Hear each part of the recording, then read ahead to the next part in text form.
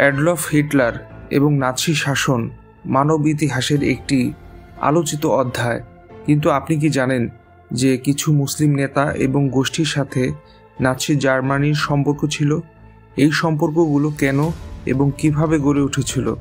আজকের ভিডিওতে আমরা এই জটিল এবং প্রায় ভুল বোঝা সম্পর্ক নিয়ে আলোচনা করব।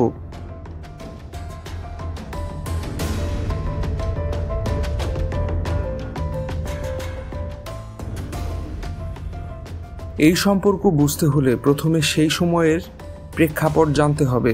1930 এবং 40-এর দশক ছিল উপনিবেশবাদের যুগ। মধ্যপ্রাচ্য, উত্তর আফ্রিকা এবং দক্ষিণ এশিয়ার মুসলিম অধ্যুষিত অঞ্চলগুলো ব্রিটিশ এবং ফরাসি শাসনের অধীনে ছিল। অনেক মুসলমান এই ঔপনিবেশিক শাসনের প্রতি অসন্তুষ্ট ছিল এবং নাৎসি জার্মানিকে পশ্চিমা সাম্রাজ্যবাদের বিরুদ্ধে সম্ভাব্য মিত্র হিসেবে দেখেছিল।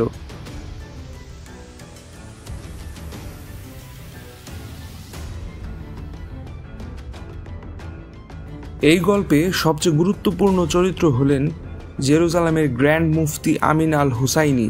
তিনি ফিলিস্তিনে একটি ইহুদি রাষ্ট্র প্রতিষ্ঠার বিরোধিতা করেছিলেন এবং হিটলারের কাছ থেকে সমর্থন চেয়েছিলেন। 1941 সালে তিনি বার্লিনে হিটলারের সাথে সাক্ষাৎ করেন।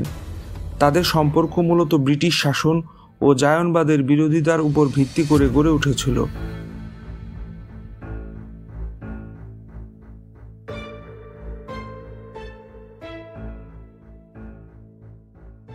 তবে আমাদের মনে রাখতে হবে, এটি একটি রাজনৈতিক জোট ছিল, মুসলিমদের বৃহত্তর সমর্থন বা নাৎসি মতাদর্শের প্রতি সমর্থন নয়।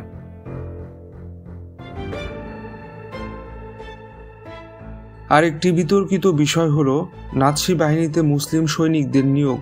উদাহরণস্বরূপ 13তম ওয়াফেন মাউন্টেন ডিভিশন, যা হ্যান্ডশায়ার ডিভিশন নামে পরিচিত, প্রধানত বসনিয়ার মুসলিমদের নিয়ে গঠিত হয়। তবে এই সৈনিকরা স্থানীয় কারণে, যেমন নিজেদের সম্প্রদায়কে রক্ষা করতে দলে দলে যোগ দিয়েছিল। তাদের অনুপ্রেরণা কোনোভাবেই নাৎসি মতাদর্শের সাথে এক ছিল না।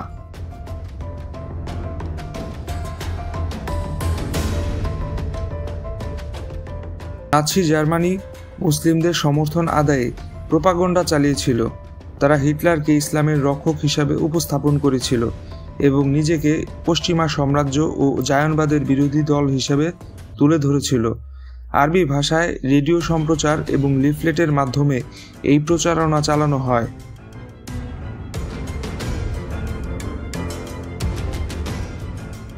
তবে এই প্রচেষ্টাগুলো খুব একটা সফল হয়নি, কারণ বিশ্বের অধিকাংশ মুসলমান নাৎসি মতাদর্শের বিরোধিতা করেছিলেন এবং মিত্র শক্তিকে সমর্থন করেছিল।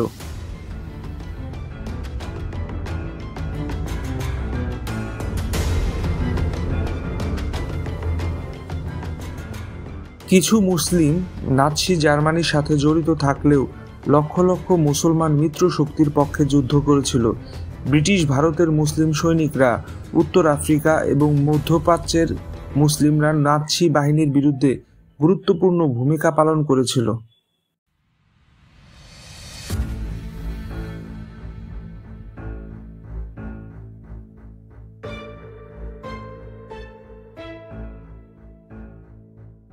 মুসলিমদের সাথে হিটলারের সম্পর্ক এক জটিল ইতিহাস। এটি সেই সময়ের রাজনৈতিক বাস্তবতা, উপনিবেশবাদ, জাতীয়তাবাদ এবং বিশ্বযুদ্ধ দ্বারা প্রভাবিত হয়েছিল। যদিও কয়েকজন নেতা যেমন আমিন আল হুসাইনি নাৎসি জার্মানির সাথে জোটবদ্ধ হয়েছিলেন, বিশ্বজুড়ে অধিকাংশ মুসলমান নাৎসি মতাদর্শের বিরুদ্ধে ছিলেন।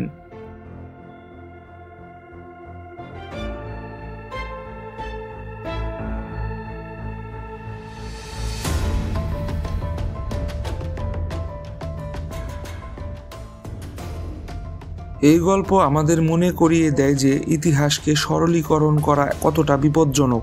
এটি প্রেক্ষাপট বোঝার এবং সাধারণীকরণ এড়ানোর একটি শিক্ষা। আপনি যদি ভিডিওটির তথ্যবহুল মনে করেন তাহলে বর্তমান চ্যানেলটি সাবস্ক্রাইব করুন, শেয়ার করুন এবং লাইক দিন।